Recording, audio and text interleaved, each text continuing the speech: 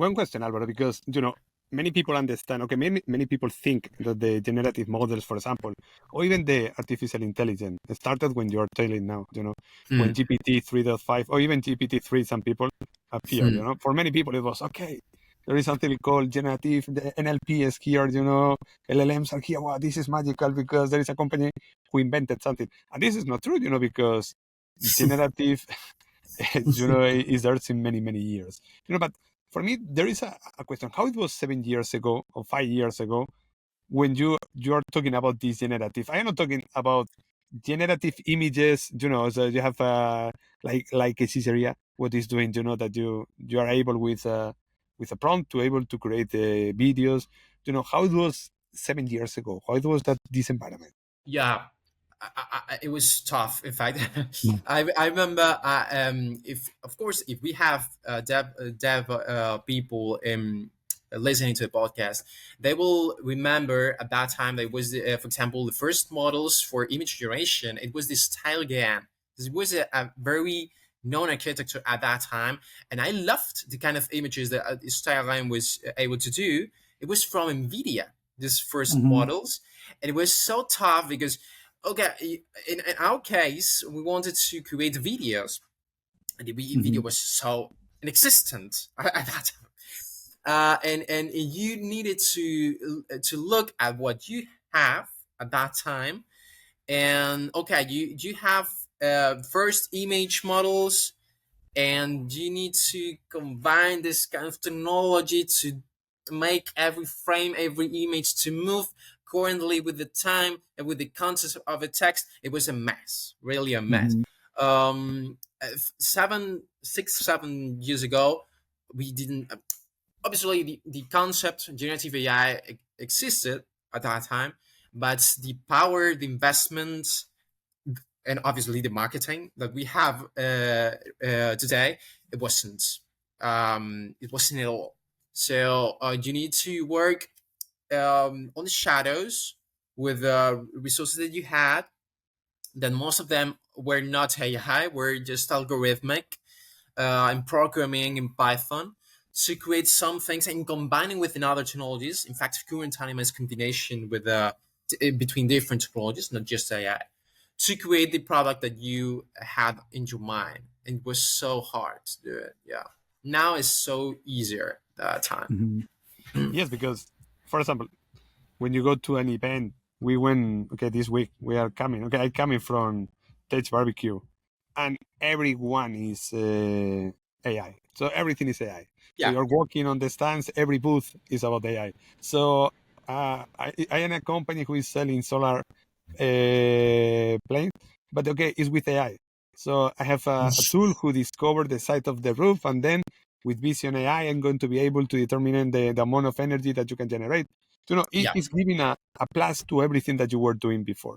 So now everything is AI, and for sure that. And Mm. when you talk, for example, about this Vision AI, everyone is using a library because Yeah. nobody's creating something from scratch. Okay, nobody knows. Yes, for sure there are Few companies with people. Yeah. few people is creating Few people. things from scratch. Everyone is using an API and Yeah. Mhm. contacting an API to do that. But for me, this is the thing. The one of the reasons because it was so easy to introduce AI in everywhere. Because these days there is APIs and you can do that. Yeah. But for me, the the people who create this initial model, the people who create this Vision AI model, these libraries, is wow, so be crazy, no? This is start from scratch. It's something like, man, you did that. So it's not for a Nobel Prize, but it's something fantastic. Absolutely. Now is a must-have to get AI and your solution. You must have that, because if not, your rate of investment is getting low. But yeah, to be on from the scratch doing something interesting, you need a lot of money, you need a lot of data. When you're a startup, right now is so complicated to compete with big companies at that. I want to give some context to our listeners as well, and those who watch us on YouTube. So the thing that um, Alvaro works on is a generative AI that creates I cannot say videos. It creates 3D scenes similar to what you can see on video games from like PlayStation 3 era or maybe even PlayStation 4 in some examples, based on your natural language input.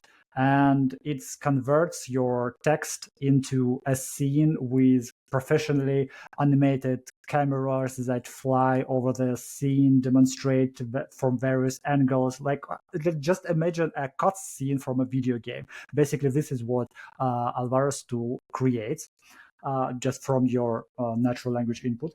And this is something very different to what we saw on Gen AI landscape, because I can like remember when like Gen AI tools like Midjourney appeared, and it creates static images. Then there were some attempts to make these images move with different tools. Now we have Midjourney and Luma, if I'm not mistaken. People combine those tools and create animated scenes that looks like a video, but they still very static. Like you have one scene, and artificial intelligence just imagines what can you see if you move your camera slightly forward or slightly backward or something like that. And people just move there in a very primitive and simple move, like dancing, waving, talking, and that's it. That's basically what we have. What you create, on the other hand, is a completely, like, entirely generated scene that a camera can go any direction and demonstrate from. And you don't even put this into. I mean, what you see on the scene, you do not put this into your prompt. When, for example, like you have a prompt when a man picks up a bottle and throws it somewhere. And it generates the landscape, the sea, the flying birds, the castle on the hill.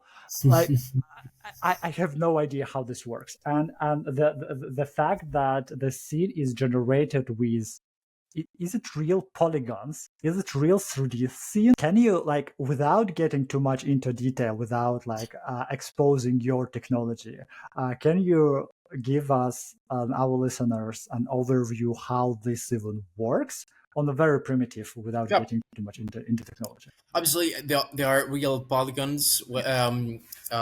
Being short in the explanation, what we do is combining the video game technology with the NLP, natural language processing AI technology. So you have a first part in what you put into your script, and the natural language processing algorithm is understanding the main characters, actions, environments, different elements with where you are interacting on different scenes, and creates like technical script for cinema fans or cinema people. It's like the order of every action in a movie, like and the different shots that you have with your camera, etc. So with this information, we go to Unreal Engine. Unreal Engine is like the state of the art in video game developing and in quality for video games. And inside Unreal, what we do is that we have two possibilities. We have like a library of different assets. That could be characters, could be environments, etc. And what we do is, with the information got from the AI, we can create patterns of the different assets to create environments, to create the characters. And when all is ready set, is like the generation of the 3D animation. So when we have, for example, a man taking a battle and after that throwing it, we have an AI that's able to generate in real time the different key points of the pose of the character, for example. And the AI knows when where is the battle and where is the different parts of the body, and they are like doing it calculates at every time, every frame, to go to battle and to throw it to create any animation. This is one possibility. The other possibility is that if we don't have in our library resources enough to create the 3D models, Mhm. We have an AI trained to create new ones. The Wow. quality of the new ones are not um, as good as as the library Yeah, that we have, naturally. Yeah. but they're I think quality enough for an MVP right now. This is what we have. Obviously, we are working on another functionality. This is the third one. That is that the user could take their own assets and put into the software. And now we have different AIs that are getting the information enough to call by text to these new 3D models or 3D animations, even, and get it into the scene. This is the third one in which we are working right now, and this is how Current Anima, our software, works. Yeah. Cool. Very cool. And okay, and speaking about your team, when you try to leverage the powers of Unreal Engine, naturally you have to be someone who knows how the engine works and how the Unreal Engine scripts. I don't know, maybe you are using this, but in general, what qualities should people have to be able to create something like that? Who are the people in your team? Yeah. In fact, it was at the beginning we were working on Unity because it's so easy to work in Unity at a programming level Mhm. than in Unreal. But you have a very big difference between the quality in Unity and the quality in Unreal. We our product was focused on audiovisual production for marketing and cinema, and the quality of Unity was not enough for that. So we Mhm. needed profiles with obviously experience in Unreal. You need to have a minimum like 1 year or getting a master's Okay. degree or something. All our experts have something like that. And after I that, you mean, need to, yeah. yeah. I mean, where the most work is happening? Is it? I mean, do you work more with Unreal Engine, or you create something on top of that with trying to teach your AI model to correctly interpret whatever you are trying to make it do into the languages that Unreal Engine understands? Where is the most work going on? The most work we go in the deep of Unreal.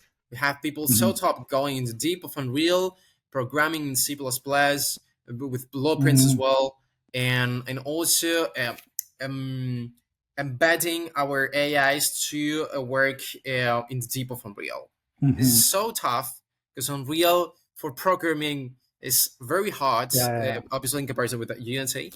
And that's the reason we needed this kind of so good profiles with good experience in Unreal, and also with an introduction to AI that they Mhm. had different projects, for example, combining AI for animation generation in Unreal, something like that, or 3D model generation in Unreal.